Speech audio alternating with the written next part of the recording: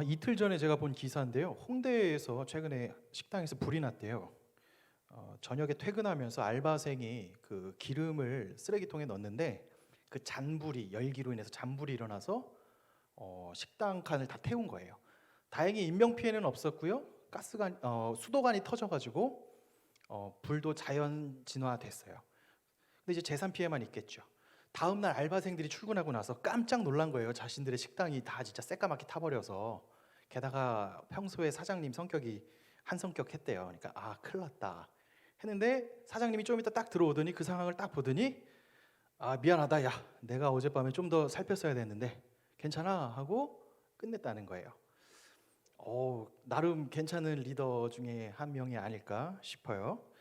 최근에 읽은 책 중에 리더십 문을 열다라는 책에 11가지 리더들에 대한 지표가 좀 나와요. 가짜 리더와 진짜 리더. 우리 다음 슬라이드 하나 보여주실래요? 제가 이쪽에 쓰면 되겠죠. 네, 깨알같이 있어요. 한번 보세요. 제가 나눠드린 종이에도 좀 11가지로 나눠 있는데, 여러분은 어떠한지, 또 여러분이 만난 지금 여러분과 함께하고 있는 여러분의 과장님은 어떠한지 한번 볼게요. 보통 과장님을 평가할 때는 박할 거고, 나를 평가할 땐 관대하겠죠. 네, 근데 여러분 밑에 있는 사람도 여러분을 똑같이 볼 거예요. 한번 그거 생각하면서 한번 볼게요. 가짜는 성과를 추구하고요, 진짜는 목적을 추구한다고 합니다. 여러분들은 어떠세요? 또 가짜는요, 사람들의 성과를 낳는 도구로만 여긴대요. 진짜는 같은 사명을 구현하는 파트너로 생각하고요. 가짜는요, 자신에게 충성하게 해요. 근데 진짜는 목적에 충성하게 하죠. 또 가짜는요, 성취, 지위, 업적을 과시합니다. 근데 진짜는요, 위선, 결함, 모순을 고백해요. 자신의 약점을 드러내는 거죠. 가짜는요, 자신의 파워만 키우는데 진짜는 모두의 파워를, 팀원들의 파워를 키우고요. 가짜는 동기부여할 때 딱 당근과 채찍으로만 합니다. 진짜는 꿈과 이상을 가지고 사람들을 움직이죠. 가짜는 위기 때 숨어버립니다. 진짜는요, 위기 때 나서요. 또 가짜는 늘 부분 집합에 속해 있어요. 자기가 전체 리더인데 여기 하나에만 있어요. 근데 진짜는 늘 전체 공동체를 살핍니다. 그리고 가짜는요, 사람들을 나누고 배제해요. 서로 싸움시켜요. 진짜는 통합하고 협력시키고, 가짜는 실수를 감추고요, 진짜는 실수에 울어요. 그리고 가짜는 술수에 의존하고, 진짜는 진실과 원칙에 의존한다 라고 말합니다. 뭐 11시, 네, 뭐 그럴싸한 얘기들 다 나와요. 근데 이 책의 핵심도, 리더십은 말로 터는 게 아니라 네 삶으로 보여줘야 된다가 핵심 중에 하나예요. 이게 대기업 중간 관리자들을 위한 리더십 책이라서 제가 재밌게 좀 봤는데요. 요거는 한번 같이 보면 좋을 것 같아서 갖고 와봤습니다. 여러분들은 어떠신가? 보통 여러분들 위에 보면 저 위에는 진짜 저 사람들 가짜야 라고 평가할 텐데, 여러분 밑에 있는 사람이 여러분을 어떻게 평가할 것 같으세요? 라고 말하면 비슷할 겁니다. 크게 다르지 않을 거예요. 근데 한 가지 중요한 것은, 리더는 굉장히 중요합니다. 제가 좋아하는 얘기 있죠. 손자병법에 있는 한 마리의 사자가 이끄는 100마리의 양의 무리가 100마리의 사자를 한 마리의 양이 이끄는 무리랑 전쟁해도 그 사자 한 마리의 리더가 이긴다라는 게 손자병법의 첫 번째 나온 이야기예요. 리더는 너무나 중요합니다. 말할 필요도 없어요. 어느 조직이든 어떤 구성이든 리더 한 명이 괜찮은 사람이면 라이징하고요, 리더가 똥 싸면 건강한데도 속절없이 무너집니다. 성경에 2명의 리더가 나와요. 사울과 다윗이라는 리더가 있는데, 제가 이번에 필사를 하다가 깜짝 놀랐습니다. 사울의 마지막 모습이 있는데요, 사울이 마지막 사무엘에게 야 이제 하나님이 너 버렸어 라고 말하는, 선포하는 15장의 그 장면이 나오는데, 사울의 반응이 너무나 어디서 많이 본 듯한 리더의 모습이에요. 딱 막상 하니까 사실은 내가 하려고 했으나 내 부하들이 무서워서, 내 부하들이 그 약탈을 하자고 해서 했다라고 자기의 책임을, 사실 성경 앞에 보면 자기가 한 거거든요. 자기가 나쁜 짓 한 거거든요. 자기가 나서서 이상한 짓 한 건데 그 책임을 다 밑으로 전가시키죠. 이런 리더들 굉장히 많이 봅니다. 잘 되면 다 내 거, 안 되면 네 거. 네, 훌륭하죠. 반대로 성경에 다윗에게 예전에 감동했던 포인트가 있어요. 다윗은 어떤 포인트가 있었냐면, 다윗이 이제 왕이었고 전쟁 중에 목이 마르다 했을 때 베들레헴에 가서 자신의 부하들이 3명이 가서 물을 떠와요. 근데 그 물을 보고 마치 조자룡을 보고 하는 것처럼 다윗이 먹지 않고 울면서, 이것은 야 너희가 왜 너희의 생명을 날 위해서 그렇게 쓰려 하느냐 하고 오히려 그들을 안아주고 하죠. 격려하죠. 아마 그 3사람들은 다윗에게 평생 충성을 다했겠죠. 자기를 생각해주는 리더였죠. 성경은 끊임없이 정말 바닥 같은 리더도 보고요, 정말 압도적인 리더도 등장합니다. 그 리더십 중에 우리가 가장 눈여겨봐야 할 리더십이 있겠죠? 바로 예수님의 리더십입니다. 한 20년 전부터 미국에서는 이 예수님의 리더십을 엄청 많이 연구했어요. 한 20, 30년 된 것 같은데 예수님의 리더십이 또 기업에서도 많이 활용하고 있는데요. 오늘 우리는 리더십, 예수님의 리더십에서 배울 것 세 가지를 한번 찾아보고요. 그럼 소아 어쩌라고, 어떻게 적용해 볼지 한번 같이 이야기 나눠보도록 하겠습니다. 첫 번째 제가 크게 써놨어요. 예수님의 리더십 첫 번째는요, 크죠? 핵심 가치입니다. 핵심 가치가 있어요.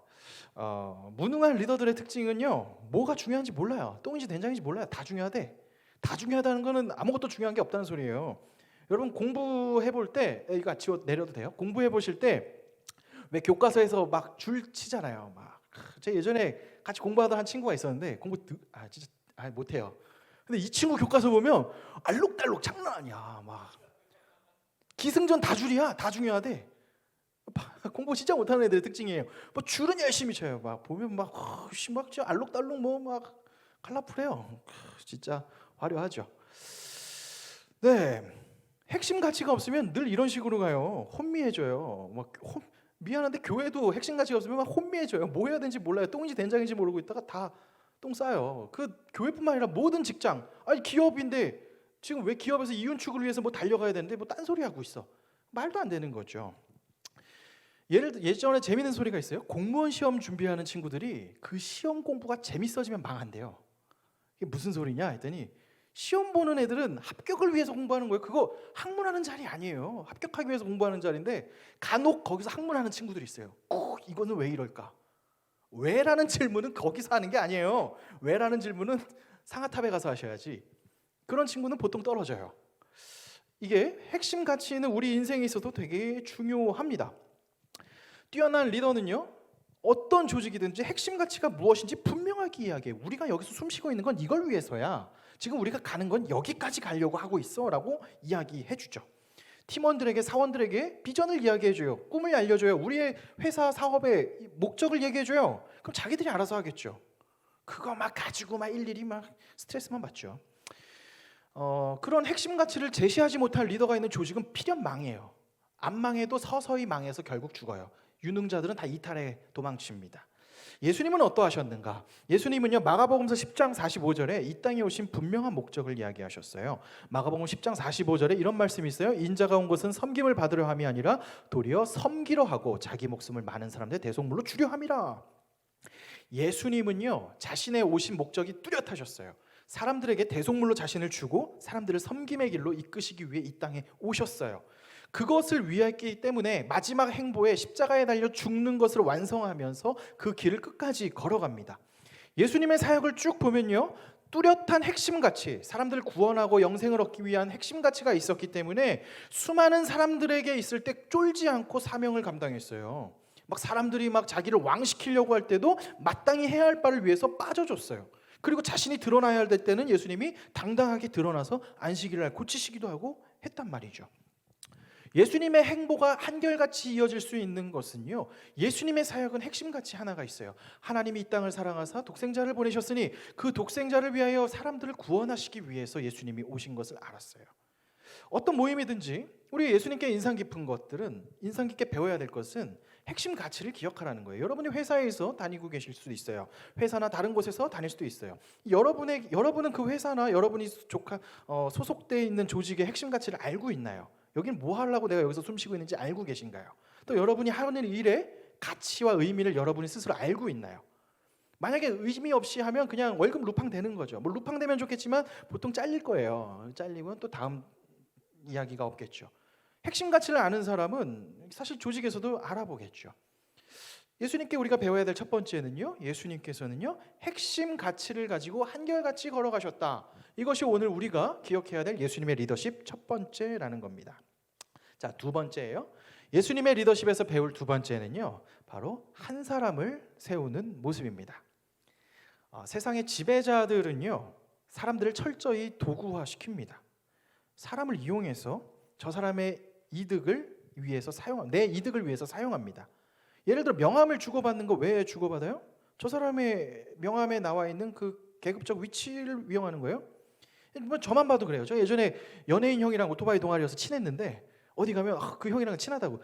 사실 뭐 친해봐야 뭐 얼마나 친하게 친하긴 해. 뭐 집도 놀러 가고 했지만 뭐 그게 근데 왜 굳이 그 얘기를 하냐? 마치 내가 되는 것처럼. 아무것도 없거든. 사실 없는데 막 웬만하면 그 형 뭐 친했던 연예인들 만났던 얘기 막 썰풀라고. 별거 없어요. 근데 사람들은 끊임없이 서로를 이용해요. 알게 모르게 이용해요. 아, 내 친구 뭐 어디? 아, 내 친구 뭐 검사야? 아, 내 친구 뭐 너는 뭔데라고 하면 일단 얘기 안 하죠. 내 친구는 근데 문제는 그 친구도 너를 친구로 생각하냐는 또 다시 생각해볼 문제예요. 그렇지만 어쨌든 사람들은 철저히 도구화를 시켜요. 도구화시켜요. 그 사람의 리소스 자원을 빨아먹어서 내 걸로 만들고 싶어 해요. 또 저 사람이 가지고 있는 신뢰를 이용해서 영향력을 키우려고 해요. 이게 실제로 2005년도에 나온 통계 중에 재미있는 게 2005년도가 언제였냐? 저도 대학 다닐 때 한창 교회를 미워하고 싫어했을 때인데 그때가 한국 교회의 이미지가 바닥을 쳤을 때예요. 뭐 앞으로도 뭐 비슷하겠지만 그때는 진짜 바닥을 많이 쳤어요. 그때 인구 종교 통계 조사를 했을 때 개신교는 추락을 했어요. 개신교는 좀 떨어졌는데 가톨릭 교회가 200만 명이었는데 그때 500만 명으로 성장한 거예요. 2배 이상 성장했어요. 근데 제가 신부님들이랑 얘기를 하는데 신부님 그때 성당에서 비상이 걸렸어요. 왜? 성당은 전체 인원의 통계를 갖고 있거든요. 전체 인원이 늘긴 했는데 300만 명밖에 안 됐거든요. 그럼 도대체 이 500만 명이 넘는 사람, 그러니까 200만 명의 간극은 뭐냐 했더니 당시에 이제 울지마 톤즈 나오고 막 김수환 추경님 돌아가시고 막 하니까 이 종교 통계학에서 봤던 게 성당에 나이스하고 세련된 뭐가 성스러운 이미지를 소비하기 위해서 종교 물어보면 성당이라고 체크하는 사람이 되게 많았어요. 이게 사실 종교마저도 나는 희생할 생각 1도 없는데 내가 그 종교 체크하면 그 종교에서 하는 신실한 이미지가 먹을 수 있다. 그러니까 사람들 끊임없이 다 이용한단 말이에요. 이게 세상의 법칙이고 사람들은 그렇게 살아요. 예전에 제가 숫자 속 세상에 오신 예수님 설교할 때 이걸 좀 더 구체화해서 얘기했던 적이 있어요. 뭐 다시 볼 일은 전혀 없겠지만 유튜브에 가면 있긴 있어요. 한번 생략을 하고요. 그래서 이 세상 사람들은 꼭 다 숫자로 사람들을 도구화해서 하는데 예수님이 보이신 리더십은 조금 달랐단 말이에요. 오늘 성경 10장 3절에 보면 예수님은 이런 말씀을 해요. 문지기는 그를 위하여 문을 열고 양은 그의 음성을 듣나니 그가 자기 양의 이름을 각각 불러 인도하여 내느니라. 각각 부르신대요. 중요한 것은 예수님이 각각 부르세요. 도구화로 사용하는 사람들의 특징은요, 사람을 규범화시켜요. 여기 박스 안에 들어가는 사람 A 집단, B 집단, 나에게 유용, 이득 주는 집단, 이득 못 주는 집단, 뭐 이런 식으로 규범화하겠죠. 근데 예수님은요, 사람들을 평가하려고 규범화시키는 게 아니라 한 사람 한 사람을 세우시기 위해서 한 사람을 만나세요. 자, 예수님께서는 대중 설교를 많이 하셨지만 대중 설교가 끝나고 나면 제자들을 따로 와서 만나줘요. 따로 이야기를 해줘요. 못 알아들은 제자들한테 야, 공부 좀 해, 무식해서 그래, 그런 소리 안 하세요. 풀어서 알려주세요. 역시 못 알아먹죠. 또 얘기해줘요. 또 못 알아먹으면 보여주세요. 예수님은 굉장히 맞춤 서비스예요. 또 이게 참 놀라운 게 예수님께서 한 사람 한 사람을 세우신 걸 보면, 예를 들어 마가복음 2장, 요한복음 2장에 보면 예수님의 그 마가다락 포도주 변화를 하면서 기적을 보고 제자들한테 체험시키고, 3장에 보면 니고데모가 와요. 니고데모는 엄청난 똑똑한 사람이거든요. 학자, 율법학자예요. 그에게는 그 수준에 맞는 이야기를 해줘요. 구약으로부터 율법을 훑어서 예수님이 독생자 예수님이다라는 얘기를 해주고요. 4장에 가면 사마리아 여인이 있어요. 사마리아 여인한테는 또 그 수준에 맞는 소리를 해줘요. 그 수준에 맞는, 너에게 네 남편이 아니라고 막 얘기하면서 문제 해결을 직접 해주고요.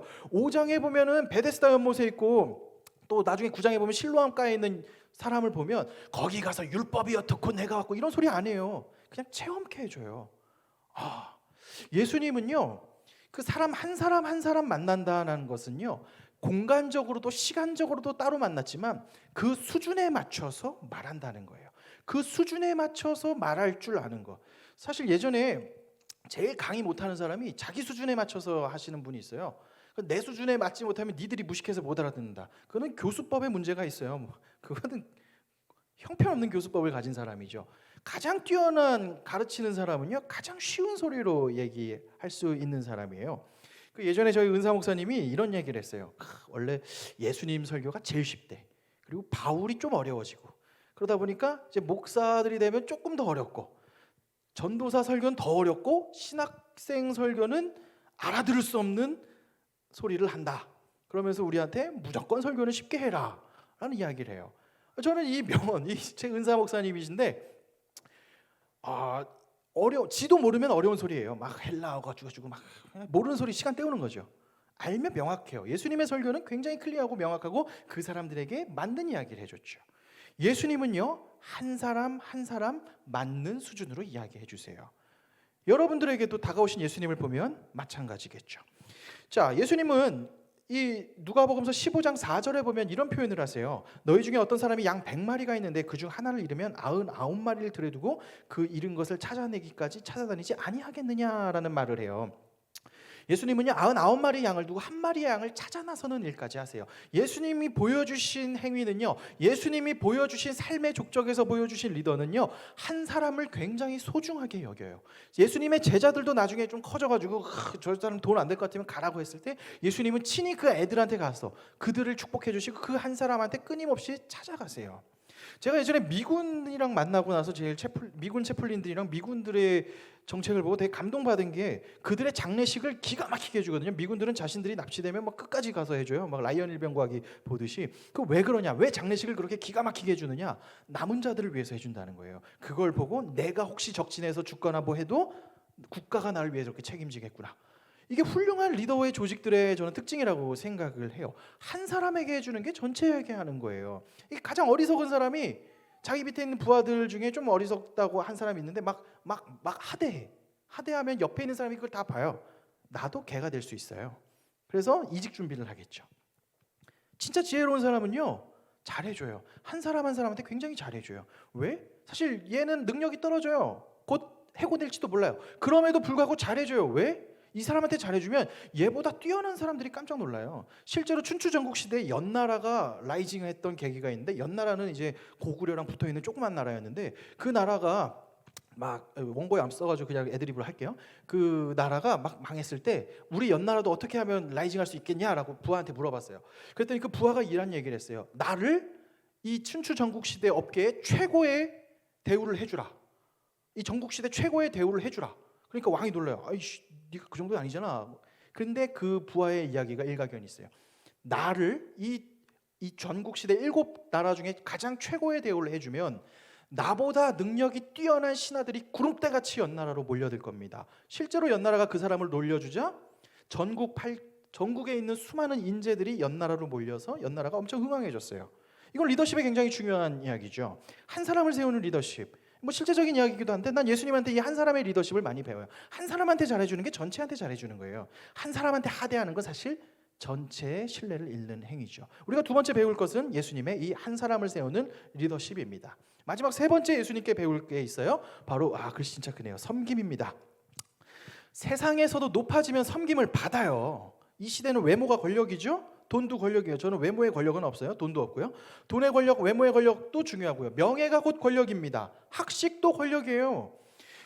여러 가지로 우리는 권력의 자리를 차지해요. 권력의 자리를 차지하면 대우를 받아요. 군에서도 외부인들이 와서 강의할 때 그 사람의 클래스에 따라서 지급하는 돈이 달라요. 뭐 공기관 다 달라요. 총장급 얼마, 뭐 어디급 얼마, 어디급 얼마. 다 페이가 달라요. 아마 사기업도 마찬가지일 거예요. 뭐 이 사람의 클래스가 얼마면 얼마. 세상은요, 권력을 가지고 있으면 섬김을 받아요. 당연해요. 의전 받아요. 문 열어드려요. 그리고 막 레드카펫 깔아드려요. 우산 씌워드려요. 우산 이렇게 하여튼 막 다 씌워드려요. 어떤 방법으로든 대접을 받는단 말이죠. 근데 예수님은요, 지금 영향력이 엄청 커지고요, 엄청 높아졌어요. 그런데 예수님은 아까 말했듯이 인자는 섬김을 받으러 온 것이 아니라 섬기러 왔다 하면서 제자들의 발을 씻겨요. 사람들은 예수님을 선생님으로 모시고 막 왕궁으로 모시고 싶고 막 권력자로 모시고 싶은데 예수님은 그들과 동행하지 아니하고 세리와 창녀들이 있는 예수님 좋은데 왜 가라고 말할 정도로 그 자리로 자꾸 내려가세요. 예수님은 끝까지 희생의 자리로, 낮은 자리로 향하여 가세요. 빌립보서 2장에 그 예수님의 겸손을 2장 5절은 이렇게 말하고 있어요. 6절부터인데요. 그는 근본 하나님의 본체시나 하나님과 동등됨을 취할 것으로 여기지 아니하고 오히려 자기를 비워 종의 형체를 가지사 사람들과 같이 되셨고 사람의 모양으로 나타나사 자기를 낮추시고 죽기까지 복종하셨으니 곧 십자가에 죽으심이라. 예수님께서는 마지막 십자가에 달려 죽기까지 낮아지십니다. 섬김의 모습을 끝까지 한결같이, 아까 첫 번째 핵심 가치랑 연결되는데 이 섬김의 모습을 끝까지 보여주세요. 그래서 예수님은 말을 해요. 그 제자들에게 내가 너희를 사랑한 것 같이 너희도 서로 사랑해라. 제자들에게 야 뒷집에서 야, 니들 가서 좀 사랑해 봐. 왜 최악의 리더들 있잖아요. 뭐 가서 막 부하들 보고 실적 좀 내봐. 병주 형제 회사 실적 좀 내봐. 말하면서 지는 실적 하나도 못 내면 최악이에요. 권위도 없어요. 예수님께서는 자기가 솔선수범으로 보여주셨지만 무엇보다 그 섬김의 자리를 핵심 가치로 가지고 또 직접 보여주셨다는 겁니다. 이것이 오늘의 본문 15절에 나온 것이에요. 아버지께서 나를 아시고 내가 아버지를 아는 것 같이 나는 양을 위하여 목숨을 버리노라. 예수님이 우리에게 보여주신 핵심적인 리더십 세 번째는 바로 이 섬김과 희생이라는 겁니다. 최근에 통계 중에 재미있는 게 미국인들이 바라는 리더십에는요 역량이 더 중요한데 한국인들이 바라는 리더십은요 희생이 더 중요해요. 신기하죠? 한국은 저 사람의 능력이 대단한 것보다 저 사람이 좀 더 희생하면 인정해줘요. 넌 인정. 그래. 좀 무능해도 그래 인정. 미국은 좀 달라요. 미국은 또 다르대요. 왜 그런지 모르겠지만 하여튼 그 통계가 좀 재미있었어요. 근데 예수님께서 보여주신 이 리더십 바로 이 섬김의 리더십입니다. 자, 정리를 해볼게요. 예수님이 보여주신 리더십은요 핵심 가치가 있어요. 핵심 가치가 있는 리더십이었고요. 두 번째는요 한 사람을 세우는 리더십이에요. 그리고 세 번째는 섬김의 리더십입니다. 자, 뭐 머리로 아는 건 중요하지 않아요. 뭐 그렇구나. 뭐 리더십 책들 보면 뭐 더 좋은 거 얘기 많겠죠. 자, 그러면 어쩌라고 어떻게 할 건데? 그러고 끝나면 무슨 의미가 있어요? 어떻게 한번 따를 수 있을까? 또 어떻게 하면 예수님의 리더십을 나의 것으로 또 나도 이런 예수님의 리더십을 조금이라도 흉내내 볼 수 있을까? 또 따라가 볼 수 있을까 하는 고민을 해보겠죠. 저는 이 세 가지로 어떻게 할 것이냐를 나눠볼게요. 첫 번째는요 누리는 거예요. 이것도 크게 썼어요. 네, 누려라. 뭘 누리냐? 예수님은요 항상 패턴이 있어요. 먼저 보여주세요. 뭐 기적을 보여주든지 뭘 해줘요. 그리고 제자들이 응? 하면 설명을 해주세요. 예수님은 자 너희들 앞으로 가세요가 아니라 나를 따르래 한마디로 항상. 그러면서 항상 먼저 본을 보여주세요. 특히 제자들에게도 그 발을 씻겨주세요. 씻겨주시면서 너희도 서로 사랑해라 라고 말을 해요. 예수님이 보여주신 그 사랑의 모습은요 굉장히 크고 기쁩니다.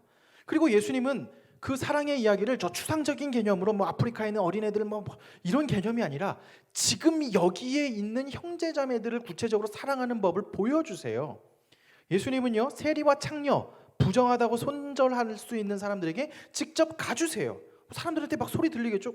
예수 이상해 정신 나갔나 봐. 막 수근수근 더 하겠죠. 그래도 예수님은 제자들을 끌고 가서 보여주세요. 친히 보여주셔요. 그리고 예수님은 그 제자들을 사랑하시고 제자들을 섬겨주세요. 예수님이 제자들을 섬긴 끝까지의 최종의 목적은 마지막 부활하고 나서 제자들이 다 배신 때렸잖아요. 배신 치고 딱 도망쳤는데 다시 부활하신 예수님을 만났을 때 예수님이 야 똑바로 해. 야 베드로 너 장난하냐? 너 3번이야. 너 3아웃이야. 탈락. 뭐 이런 거 없어요.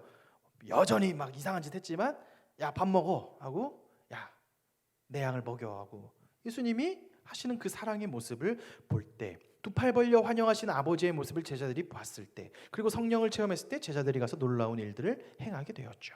자, 예수님을 누리는 것이 가장 중요해요. 예수님의 제자도 마찬가지고. 우리는 그럼 예수님을 어떻게 누릴 수 있는가? 구체적으로 어떻게 누릴 수 있을까? 뭐 말씀 보고 기도하고 맞는 말인데요. 구체적으로 예수님을 누리는 방법은요. 교회 공동체를 통해서 누려요. 예수님은 이 땅에 하늘로 올라가시면서 이 땅에 교회를 세우셨어요. 제자들에게 내 교회를 세워라. 그래서 교회는 그리스도의 몸이에요. 교회 머리 대신 예수님이 세우신 교회의 몸이란 말이에요. 예수님의 몸이에요. 예수님은 2000년이 넘는 시간 동안 이 교회를 통해서 예수님이 보여주신 사랑이 흘러가게끔 하시고 예수님이 말씀하신 복음이 전수될 수 있게 하나님의 그 사랑, 예수 그리스도의 사랑이 전수될 수 있게 이 땅에 교회를 세우셨어요. 교회는요 로타리 클럽처럼 될 수도 있고요. 그냥 적당히 비슷한 사람끼리 모여서 노는 때 될 수도 있어요. 근데 생명력 있는 교회는요 결국 예수님의 복음이 확장되고요 예수님의 사랑이 증거되는 교회가 맞는 교회예요. 저는 이 수련회 기간에 이번 수련회 기간에 그의 언약을 기억하사라는 주제로 같이 진행됩니다. 그 제목을 삼은 이유는요 사는 게 진짜 힘들어요. 그리고 우리는 그렇게 괜찮은 사람들이 아니야. 그런데 성경에서 말하는 하나님의 약속은요 언제나 우리가 괜찮기 때문에 케어주신 게 아니라 하나님 스스로 하신 약속 때문에 우리를 케어하신다고 얘기 나오거든요. 그러면서 그 예수님 안에서의 부제가 뭐냐면 함께 놀고 먹고 섬기는 거예요. 놀고 먹는 거. 원래는 난 메인 주제를 놀고 먹고 섬기면 하는데 그러면 이제 장로님들이 후원 안 해줄까 봐 없어 보이잖아. 막 그래서 한 건데, 이 놀고 먹고 섬기는 게 굉장히 중요해요. 교회 안에서, 예수 안에서 함께 놀고 예수 안에서 함께 마시고 예수 안에서 함께 섬기는 것이 중요해요. 왜? 그게 교회가 하는 일이에요. 예수님 안에서 서로 섬기고요, 예수님 안에서 서로 함께 웃고 함께 울며 함께 이야기하고 걸어가는 것, 그게 예수님을 누리는 것이에요. 우스갯소리 같은 사람들이, 뭐 종교에 대해서 잘 알지도 못하는 사람들이, 교회론이 없는 사람들이 교회를 무시합니다. 나는 교회는 다니지 않지만 크리스천이라 그래요. 말도 안 되는 소리예요. 예수님은요 교회를 세웠어요. 저는 무교회주의자를 신뢰하지 않아요. 무교회주의는 넘어질 수 없어요. 넘어질 수밖에 없어요. 우리의 능력이 대단하지가 않아요. 그건 스토아 철학자지. 용맹정진하여 혼자 올라가는 건 철학이에요. 그건 그리스도교 신학이 아니에요. 그리스도교의 신앙은요, 부족한 사람들이 교회에 모여서 함께 누리고 함께 울며 함께 용납하고 함께 용서하고 이러면서 지지고 볶고 하면서 성장하고 끝까지 가는 것, 그게 예수 그리스도의 교회예요. 저는 여러분들이 이 교회 수련회에 함께 참여하고 또 참여하지 않더라도 이 교회에서 예수님의 그 사랑을 함께 누렸으면 좋겠습니다. 이 누림, 예수님이 공동체 안에서 누리는 것이 첫 번째예요. 두 번째, 예수님의 리더십을 따르는 두 번째는요, 바로 따라요. 첫 번째 누렸다면 두 번째는 따르는 겁니다. 따르는 것에는 결단이 필요해요. 이제 나의 결단이 필요해요. 자리에서 일어나서 걷는 것에는 내 결단이 필요해요. 하나님이 나에게 다리를 주셨어요. 일어날 수 있는 의지까지 주셨어요. 근데 일어나지 않는 선택은 나한테도 있어요. 자유의지가 있거든요. 몰라, 할 수 있죠. 일어나서 따르는 건 내 결단이에요. 따라야 됩니다. 우선순위를 정해야 되는 거예요. 아니, 잘 생각해 보세요. 여러분, 이 자리에 지금 나는 가끔 생각해요. 내가 만약에 목사가 안 됐으면, 그래서 내가 예수님을 만약에 안 믿었다면, 대충 믿었다면 과연 교회에 나왔을까? 여러분 알잖아요. 제가 얘기했잖아요. 교회 가면 항상 스캔부터 한다고. 작업 걸 사람 있나 없나? 그럼 없으면 안 다니고 딴 교회 가고. 과연, 근데 여러분이 지금 이 자리에 왔어요. 이 낮에 후덥지근한 이 시간에 어쨌든 시간을 준비하고 하루에 이 중간 시간을 쪼개서 여기 왔다는 거죠. 결단의 순간들로 왔다는 거예요. 저는 예수님을 따르는데 가장 중요한 것 중에 하나는 우리의 결단이에요. 내가 구별하는 거, 갈까 말까 할까 말까 할 때 하는 거, 한 발짝 나가는 것. 예수님은 거기에서부터 제자들의 모습이 나타나요. 저는 예수님의 형제, 사랑을 누리는 우리 형제자매들이 이 수련회에 함께 동참하는 결단을 해봤으면 좋겠어요. 물론 안 할 수도 있겠죠. 안 한다고 결단하지 않았다, 너 허접하다, 그런 얘기하고 싶진 않아요. 근데 한번 같이 가시면 좋겠어요. 수련회를 가는 것은 굉장히 망설여지는 일이에요. 왜냐하면 할 일이 없어서 거기까지 내가 청년들이랑 가서 시시닥거리러 가려냐? 진짜 그렇잖아요. 할 일이 없어. 내가 바빠 죽겠는데 할 일 그렇게 많은데, 일단 엄청 친한 찐친도 거기 없는데 내가 뭐 하러 가냐? 굳이 차라리 캠핑을 가지, 해외를 가지, 등등등 많은 생각들을 해요. 하필 시간 구별을 내가 하필해서 거길 가냐 등등, 용기도 없을 것이고 결단이 딱고 서지도 않을 거예요. 그만한 가치가 없다고 생각하니까. 근데 저는 여러분에게 시간이 많이 소요될 수도 있겠지만 한 가지 제안해주고 싶어요. 아마 평생에 다시 없을 시간일 거예요. 저도 여러분과 함께하는 마지막 수련회, 처음이자 마지막 수련회예요. 앞으로 저도 여러분 딱히 언제도 볼지 몰라요. 마지막 수련회일 거예요. 저 기대돼요. 뭐가 기대되냐? 가서 기가 막힌 사람들의 변화가 일어나? 아니요. 그냥 가서 그냥 숨 쉬는 게 기대돼요. 가서 숨 쉬겠지. 가서 밥 먹겠지. 가서 뭐 하겠지. 별거 아닐 거예요. 갔다 오면 인생이 변화? 없어요. 뭔 변화야. 나 아직 설교 준비도 다 못했는데 그거 하고 했지. 다 스트레스예요. 하겠지. 놀겠지. 재밌게 놀겠지. 물 좀 먹겠지. 코에 물 들어가겠지. 등등등. 이런 일 하다가 돌아왔을 때 10년이 지나고 20년이 지났을 때 생각날 거예요. 그리고 그때 그 공동체의 화기애애함이 생각날 거예요. 저는 그 경험을 놓치지 않았으면 좋겠어요. 전 청년회 때 할 수 있는 가장 아름다운 경험이라고 생각해요. 이게 바로 예수님을 따르는 것, 따르는 행위. 별거 아니에요. 신청하세요. 돈이 없어요? 돈 대줄게요. 내 돈 내줄게요. 헤비 진짜 이거 돈 없다고 하면은 아니지.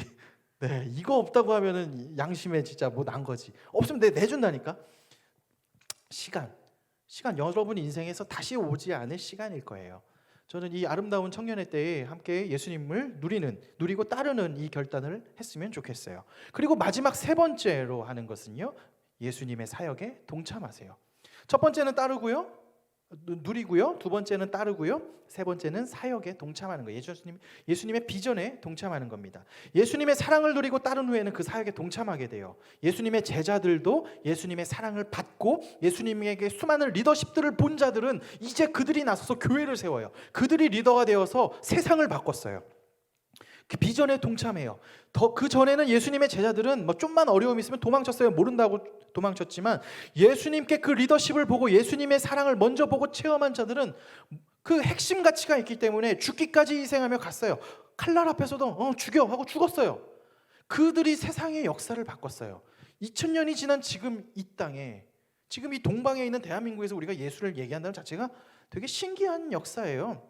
제가 최근에 군중심리 책을 좀 읽다가 이게 19세기 말에 쓰여진 책인데, 이 책은 참 그때 19세기 말에 프랑스 지식인들이 어떤 생각을 기본적으로 하고 있는가를 좀 보여줬는데, 종교는 이미 그때는 없어질 사행, 머리가 나쁜 애들, 뭐 사행성, 실제로 19세기 말에 종교사회학자들뿐만 아니라 사회학자들은 20세기 종교는 사라질 거라고 얘기했잖아요. 근데 아이러니하게 20세기가 가장 복음이 활성화된 시기였고, 지금 21세기 AI가 나오고 막 날아다니고 막 이런 시기에 우리가 여기에 있어요. 왜요? 이성적이지 않아서? 머리에 총 맞아서? 아닐 거예요. 앞으로도 복음의 핵심은 여전히 있을 거예요. 제가 장담합니다. 교회가 줄어든다고요? 그건 원래 이제 다이어트 해야 될 사람들이 하는 거고, 복음이 선명하면 와요. 복음만큼 필요한 이야기가 없어요. 지금 교보문고에 가면, 제가 늘 교보문고 종종 가봐요. 가면 위로하는 책들 쭉 보면 논리 근거가 너무, 이게 뭐야? 거의 뭐 어떤 데는 너가 하면은 콩나물이 콩이 크는 걸 봐라, 온 우주가 널 도와줄 거야. 똑같은, 이게 뭐야?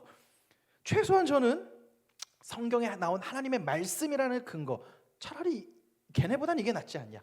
하나님의 정신승리라고 할 수도 있어요. 난 기독교의 가장 큰 힘 중에 하나는 정신승리인 것 같아요.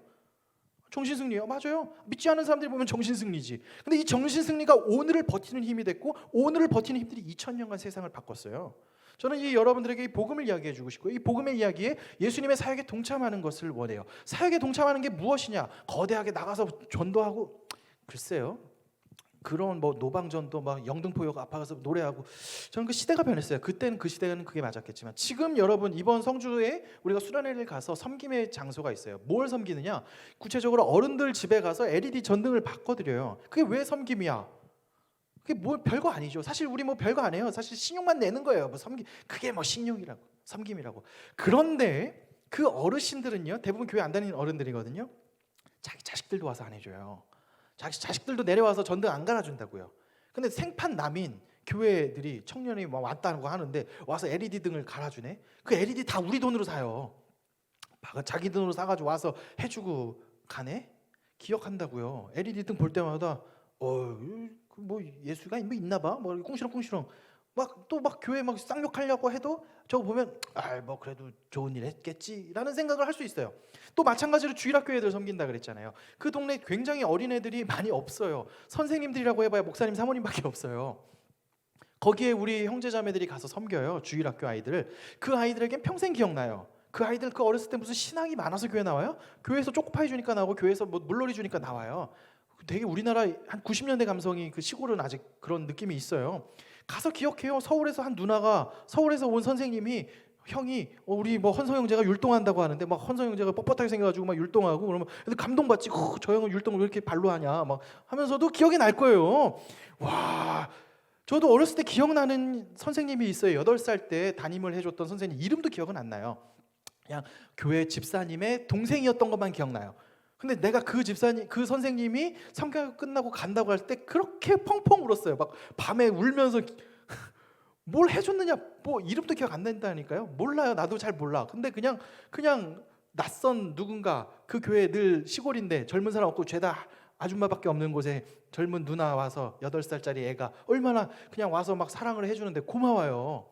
그거 하나 기억나는 것 같아요. 그럼 또 그 아이들이 언젠간 가서 커지겠죠. 이게 예수님의 사역에 동참하는 거예요. 20년 후에 씨를 뿌리는 일에 동참하고 있는 것이죠. 저는 예수님의 리더십에 동참하는 것, 예수님의 리더십이 우리 안에 체화되는 훈련은요, 이 예수님의 사랑을 누리고 예수님의 사랑을 따르고 예수님의 이 비전에 동참할 때 우리 안에 예수님의 리더십이 체화될 거라는 확신을 해요. 우리는요, 그리스도의 장성한 분량에 이르기까지 자라져가는 사람이요. 에베소서 4장 10절에 보면 우리는 그리스도의 장성한 분량에 이르기까지 자라가요. 지금은 형편없어요. 착각하는 게 교회는 괜찮은 사람들이 모인다고 생각하는데 제가 말했잖아요. 괜찮지 않아요. 한 D 정도 되는 사람들이 모여가지고 예수님 만나서 C 정도 돼요. 물론 우리 지난번 말했죠. 우리 병준이 내가 봐도 A 마이너 이상은 돼. A 플 정도 돼. 그러니까 예수님 믿으니까 A 플러스가 되는 게 A에서 A 플러스. 그러니까 뭐 그냥 쟤는 원래 저런 친구는 원래 괜찮은 거예요. 여러분 중에서도 교회 다니는데 괜찮은 애들 있잖아요. 걔는 원래 괜찮은 거예요. 근데 교회 다니는데 개차반 같은 애들 보면 자세히 보세요. 원래는 더 개차반이에요. 원래는 진짜 답도 없는데 예수님 믿어서 그 정도 됐어요. 근데 거기서 멈추지 않고요. 예수님을 믿는 사람들은 그리스도의 장성한 분량에 이르기까지 자라져가요. 한 걸음 한 걸음씩 평생 갈 때까지 자라져가요. 사도 바울도 보면 젊었을 때 이상했어요.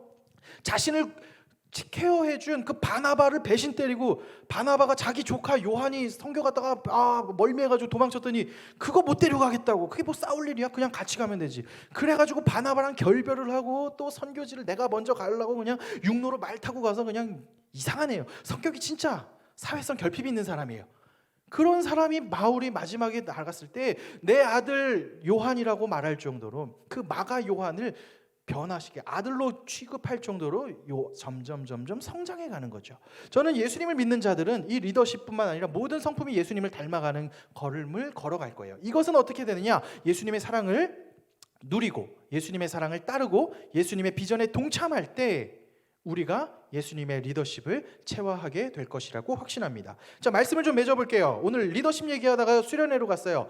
기승전 깔때기 수련회예요. 네, 느낌 탓이에요. 네, 사실 의도가 있긴 하지만 그냥 느낌 탓이라고 생각해줘요. 기승전 수련회 같은 느낌이 없잖아 있겠지만, 네, 리더십, 오늘 리더십 이야기를 했어요. 예수님이 보여주신 리더십은요, 핵심 가치가 있어요.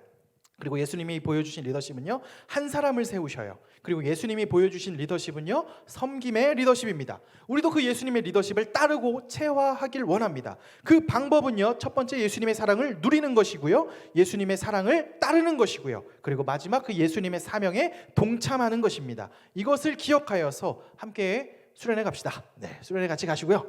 뭐 정 못 가면 뭐 할 수 없지만 돈 없으면 내가 돈 대줄게. 네, 해줄게요. 하여튼 뭐 병준이 돈 많아요. 병준이가 해줄 거예요. 네. 네, 미안해요. 막 질러서. 네, 해줄 거예요. 하여튼 같이 가서 예수님의 사랑 같이 한번 누려보는 우리 영신교회 이 아름다운 이 청년의 때에 한번 이 시간들 같이 한번 가져보면 너무 좋을 것 같아요. 같이 누리고 따르는 우리 되길 주님의 이름으로 축원합니다. 기도하겠습니다.